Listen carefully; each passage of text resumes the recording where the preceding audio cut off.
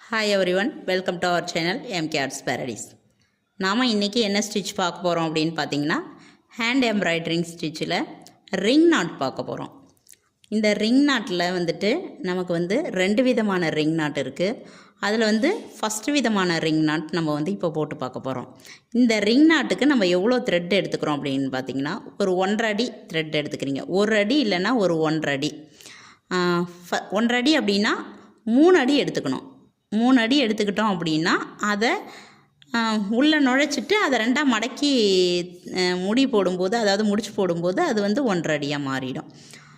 அது எத்தனை நூல் ஸ்டாண்ட் எடுக்கணும் அப்படின்னு பார்த்தீங்கன்னா 8 ஸ்டாண்ட் எடுக்கணும். அப்போ 8x8 16 ஸ்டாண்டு இருக்கும். இங்கே பாருங்கள், இந்த சைடு 8 நூல், இந்த 8 நூல் உள்ளே விட்டுட்டு இந்தாண்டை எடுத்துட்டு இதை ரெண்டுத்தையும் சேர்த்து ஜாயின் பண்ணி நான் இங்கே முடிச்சு போட்டிருக்கிறேன். அப்போது 16 நூல், 8 நூல் உள்ளே எடுத்துகிட்டு இந்த பக்கம் 8 இந்த பக்கம் 8 16 நூல். இதை எப்படி போடுறது அப்படின்றத நான் காமிக்கிறேன் உங்களுக்கு. ரிங் நாட் அப்படின்றது நம்ம வேறு ஒன்றும் இல்லை, கொஞ்சம் கையால் ஹேண்டில் பண்ணுறது மட்டும் டிஃப்ரெண்ட்டாக இருக்கும். அதை மட்டும் கரெக்டாக பண்ணிட்டோன்னா நமக்கு ரிங் நாட் வந்துடும். இங்கே பாருங்கள், முடிச்சு அவந்துருச்சு. இங்கே பாருங்கள், முடிச்சு நம்ம எப்படி போடுறோம் அப்படின்னு பார்த்திங்கன்னா இப்படி மொத்தமாக எடுத்துட்டு இதை இப்படி பிடிச்சிட்டு நல்லா இப்படி முறுக்கிட்டு இப்படி எடுத்துட்டோம் அப்படின்னா நமக்கு அந்த நாட்டு கிடச்சிரும். இப்போது ஒரு நாட்டாக நான் போட்டு காமிக்கிறேன். அதுக்கப்புறம் ஒரு நாட்டை எப்படி ஃப்ளவராக அரேஞ்ச் பண்ணுறதுன்றதை நான் காமிக்கிறேன். இப்போது இந்த மாதிரி எடுத்துட்டு என்ன பண்ணணும் அப்படின்னா இங்கே பாருங்கள், ரைட் ஹேண்டில் இங்கே பாருங்கள் இப்படி கொஞ்சம் முறுக்கிட்டு இந்த லெஃப்ட் ஹேண்டில் பிடிச்சிடணும். பிடிச்சிட்டு இந்த நீடிலால் நம்ம ஃப்ரெஞ்சு நாட்டு போட்டோம் இல்லைங்களா, அதே தான் இப்படி ஃப்ரெஞ்சு நாட்டு போடுறதுக்கு இப்படி செஞ்சிட்றோம். செஞ்சுட்டு இங்கே பாருங்கள்,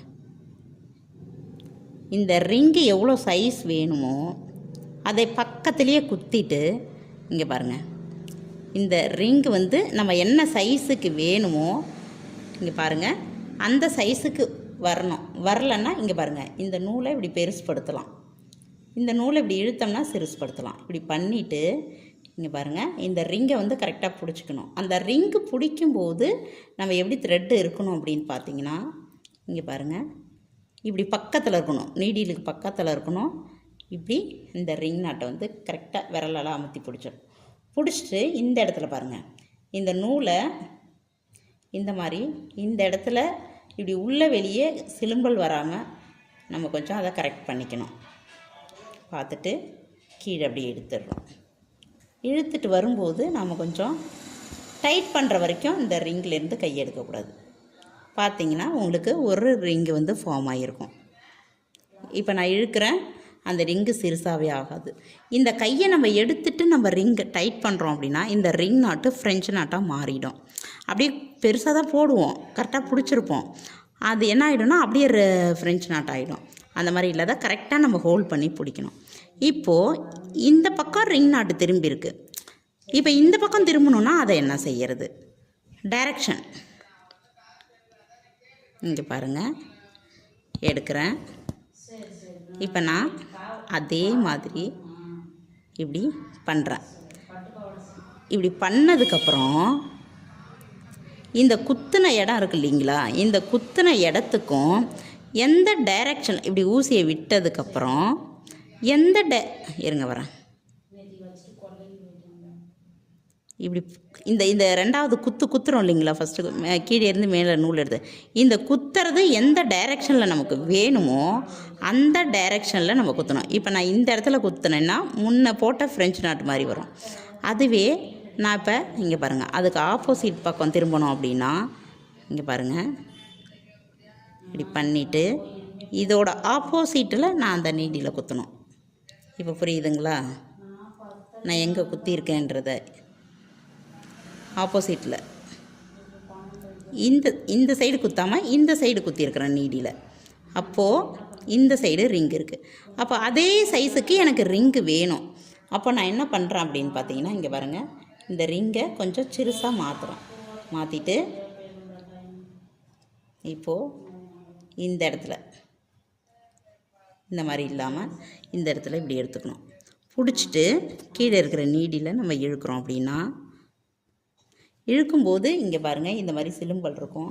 அதெல்லாமே நம்ம இழுக்கிறதுக்கு முன்னாடி இப்படி கொஞ்சம் எடுத்துகிட்டு சரி பண்ண. இது சில்க் த்ரெட்டுன்றதுனால நமக்கு வந்து அந்த சிலும்பல்கள் வந்து வரும்.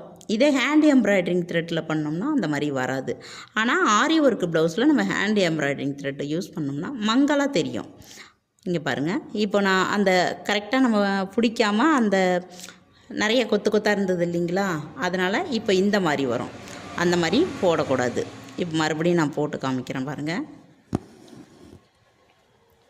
இப்படி கரெக்டாக இப்படி பிடிச்சிட்டு இப்படி கொஞ்சம் முறுக்கிட்டு, அப்போது முறுக்கிட்டு பண்ணும்போது நமக்கு இப்படி கிடைக்கும். முறுக்காமல் பண்ணோம்னா இந்த மாதிரி கிடைக்கும். இங்கே பாருங்கள், இப்படி எடுத்துடுறேன், முறுக்கிடுறேன்.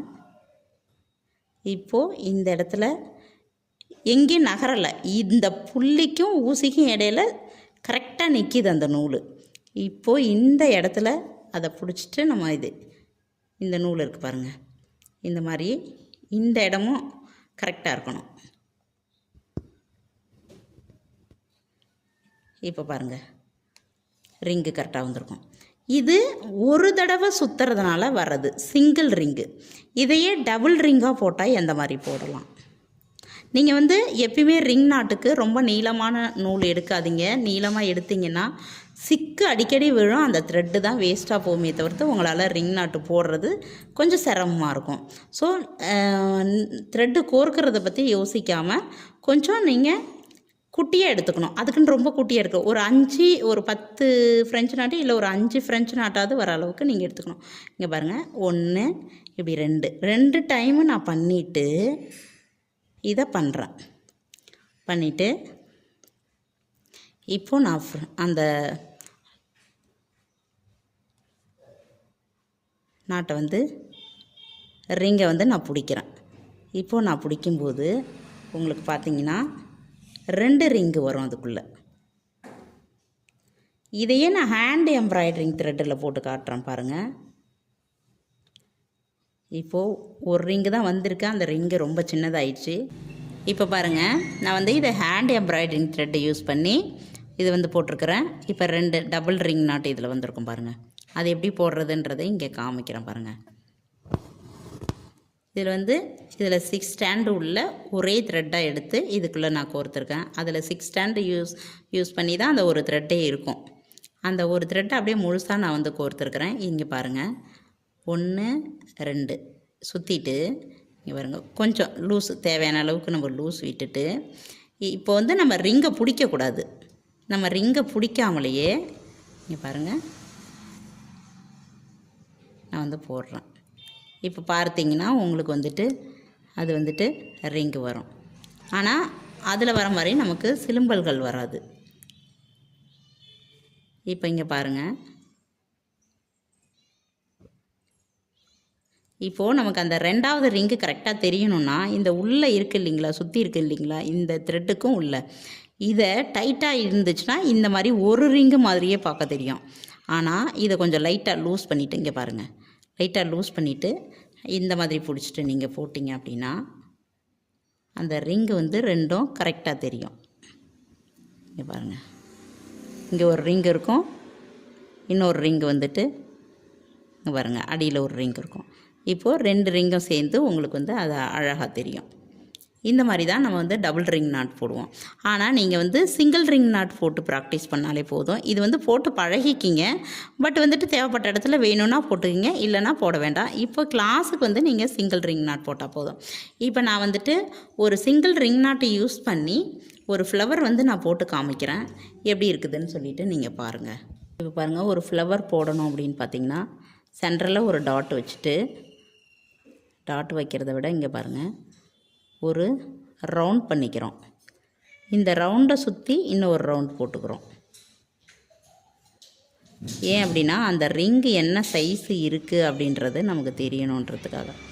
இப்போது இந்த ரவுண்டை சுற்றிலும் நம்ம எத்தனை ரிங்கு வருதோ அத்தனை வந்து நம்ம போட்டுக்கலாம். இப்போ வந்து நான் ஏதாவது ஒரு இடத்துல ஃபஸ்ட்டு உள் ரவுண்டில் குத்திடுறேன். உள் ரவுண்டில் குத்திட்டு ஒரு சுற்றுறேன். இப்போது இந்த சைடு இருக்குது, அதனால் இந்த சைடு போடுறேன். இப்போது எனக்கு வந்து ரிங்கு எந்த சைஸு வேணும்னு டிசைட் பண்ணணும். இப்போ அந்த 2வது கோட்டு சைஸு எனக்கு வேணும். ஸோ இப்படி இப்படி உள்ளே இருக்கிறத எடுத்துக்கிறோம். இப்போ 2வது ரிங்கு சைஸ் இருக்குதுங்களா? இப்போ வந்துட்டு இந்த இடத்துல இப்படி ப்ரெஸ் பண்ணிக்கணும். பண்ணிவிட்டு 2 கையும் யூஸ் பண்ண முடிஞ்சவங்க 2 கையும் யூஸ் பண்ணிங்கன்னா கொஞ்சம் பெட்டராக இருக்கும். ஏன்னா இந்த கை வாட்டம் வரும்போது இந்த கையில் பிடிச்சிக்கலாம், இந்த கை வாட்டம் வரும்போது இந்த மாதிரி ரிங் எடுத்துக்கணும். அடுத்தது இதுக்கும் பக்கத்தாலேயே, அதாவது ஒரு ரிங்காக இப்படி இதுக்கு பக்கத்தாலே டச் ஆகி இப்படி போடணுன்னாலும் போடலாம். இல்லை இந்த ஒரு ரிங்கு மேலே இப்படி ஓவர்லாப் ஆகி வரணுன்னாலும் நம்ம அந்த மாதிரி போடலாம். எப்படி வேணாலும் நம்ம வந்து போடலாம். அடுத்தது இந்த ரிங் போட போகிறேன். அடுத்தது பார்த்திங்கன்னா பண்ணிவிட்டு அந்த டைரெக்ஷனில் குத்தணும். அப்போ தான் அந்த சைடு வந்து அந்த ரிங்கு வந்து கரெக்டாக உட்காரும். இப்போ பாருங்கள், இந்த சைடு வந்துடுச்சு.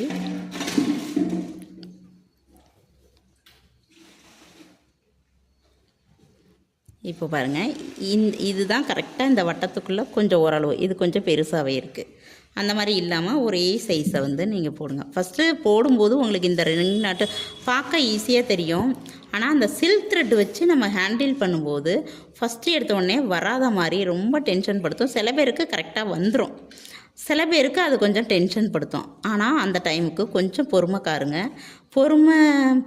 கொஞ்சம் பொறுமையாக நீங்கள் ப்ராக்டிஸ் பண்ணிங்கன்னா அது வந்து கரெக்டாக வந்துடும். அதனால் டென்ஷன் ஆகாமல் பொறுமையாக பண்ணுங்கள். கூலாக இருக்கிற டைமில் பண்ணுங்கள். இப்போது எனக்கு இங்கே பாருங்கள், நூல் அந்த பக்கம் கையில் இருக்குது, இழுத்தா வராது. ஸோ அதனால் இந்த எடுத்து விட்டுட்டு அதை முதலே நம்ம கவனிக்கணும், கைக்குள்ளே மாட்டி வருதா மாட்டாத வருதா அப்படின்றத. இப்போ பாருங்கள், ரிங் நாட்டு எவ்வளோ அழகாக நமக்கு வருதுன்னு பாருங்கள்.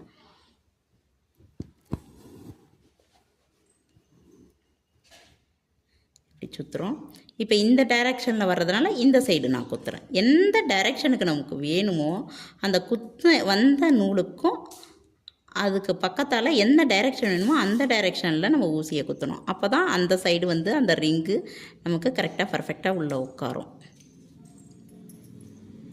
இந்த ரிங்கை இப்படி ஊசியோடு சேர்த்து நம்ம பிடிக்கல டைட்டாக அப்படின்னா அது நமக்கு ஃப்ரெஞ்சு நாட்டாக மாறிடும். அதை நான் காமிக்கிறேன் பாருங்கள், எப்படி ஃப்ரெஞ்சு நாட்டாக மாறுதுன்றதை. இப்போ நான் உங்கள்கிட்ட பேசிக்கிட்டே இங்கே கொஞ்சம் கேப்பு விட்டுட்டேன், சின்ன ரிங்காக மாறிடுச்சு. அந்த மாதிரி நீங்கள் போடும்போது கரெக்டான சைஸில் போடுங்க. இங்கே குத்தணும், இதுக்கு பக்கத்தாலேயே. இப்போது அந்த ரிங்கை என்ன சைஸ் வேணுமோ வச்சுட்டு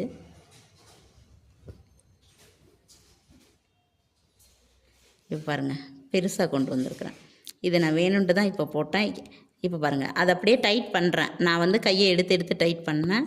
ஸோ அது வந்து இப்போ டைட் ஆகிடுச்சு. அந்த மாதிரி ஃப்ரெஞ்சு நாட்டு மாதிரி உங்களுக்கு வந்து போயிடும். அதுக்காக தான் அது வந்து அந்த மாதிரி பண்ணாதீங்க, கரெக்டாக பண்ணுங்கன்னு சொல்கிறது. இப்போ அது வேஸ்ட் ஆகிடுச்சு பாருங்கள். அதே இடத்துல நான் மறுபடியும் இன்னொரு ரிங் நாட் போடுறேன் பாருங்கள். கரெக்டாக அந்த கை வந்து எடுக்கக்கூடாது. குத்துனதுக்கப்புறம் எடுத்துட்டோம்னா அந்த மாதிரி ஃப்ரெஞ்சு நாட் ஆகிரும். லூஸும் கொடுக்கக்கூடாது. எந்த இடத்துலனா இங்கே பாருங்கள், இந்த நூலு கீழே இருந்து வந்த நூல் இருக்குது பாருங்கள், அது வந்து கரெக்டாக அந்த ஊசிக்கு பக்கத்தில் இருக்கணும். அப்போ தான் அது வந்து கீழே இழுக்கும்போது உங்களுக்கு கேமராவில் என்னோடய விரல் மறைக்குதா என்னன்னு எனக்கு தெரியல. இந்த மாதிரி போட்டுட்டு வரோம். ஆனால் இந்த மாதிரி அப் அண்ட் டவுனாக ஒன்று பெருசு சிறுசு இந்த மாதிரி போடாதீங்க. நீங்கள் வந்து கரெக்டாக அந்த ரிங்குக்குள்ளே உட்கார்ற மாரி கரெக்டான சைஸில் போடுங்க. பாருங்கள், நான் வந்து தனியாக இதை போட்டுட்டு பொறுமையாக போட்டுட்டு உங்களுக்கு நான் வீடியோவில் லாஸ்ட்டாக அப்லோட் பண்ணுறேன். அதோடு இல்லாத இதில் இன்னும் கொஞ்சம் ஸ்ட்ரென்த்ஸாக இதை 2ஆக மடிச்சுட்டு யூஸ் பண்ணோம் அப்படின்னா இன்னும் கொஞ்சம் பெட்டராக இருக்கும். நான் இப்போ இதை 2ஆக மடிச்சுட்டு நான் உங்களுக்கு யூஸ் பண்ணி காட்டுறேன் பாருங்கள். அதோட மொத்தம் எப்படி இருக்குன்னு பாருங்கள்.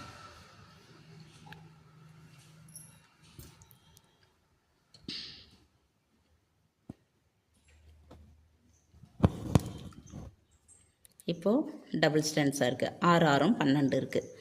இப்போ இதை பாருங்கள்.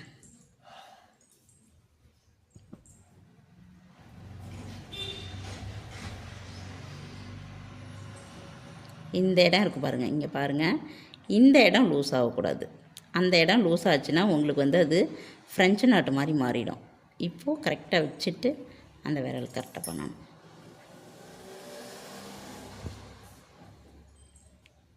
இப்போ பாருங்கள், இந்த மாதிரி 2 நூல் சேர்ந்து 12 ஸ்டென்ஸாவில் போட்டோம்னா இந்த மாதிரி வரும். இதே இன்னும் கொஞ்சம் குட்டியாக போட்டோம்னா நல்லா அழகாக வரும். இன்னும் கொஞ்சம் சின்ன ரிங் நாட்டு போடுறோன்னு வைங்க. இப்படி பண்ணிடுறேன், பக்கத்துலேயே குத்துறேன், இன்னும் கொஞ்சம் சின்னதாக ஆக்கிக்கிறேன் சைஸு. இங்கே பாருங்கள், சின்னதாக போட்டிருக்கிறேன். இந்த மாதிரியும் நீங்கள் போட்டு யூஸ் பண்ணலாம். இப்போது நீங்கள் என்ன ப்ராக்டிஸ் பண்ணுறீங்க அப்படின்னு பார்த்தீங்கன்னா, இப்படி ஒரு ரவுண்டு போடுறீங்க, போட்டுட்டு இந்த ரவுண்டை சுற்றி லைட்டாக ஒரு ரிங்கு என்ன சைஸுக்கு இருக்கோ அந்த சைஸுக்கு இந்த இதை பண்ணுறீங்க. இந்த இந்த இந்த ஒவ்வொரு இடத்துலையும் இந்த மாதிரி நீங்கள் ரிங் நாட் போடுறீங்க. நெருக்கமாக இருக்கணும். இந்த மாதிரி ரிங் நாட் போட்டுட்டு இங்கே வந்து ஃப்ரெஞ்ச் நாட் போட்டுட்டு எனக்கு வந்து ப்ராக்டிஸில் காமிங்க. இவ்வளோ பண்ணால் போதும், ஓகேவா? டிசைன் எடுத்து பண்ணும்போது நீங்கள் பர்ஃபெக்டாக நல்லா ஒரு ஃப்ளவர் கொத்து, ஒரு பூச்செடி அந்த மாதிரி எடுத்து நீங்கள் பண்ணுங்கள். Okay, thank you.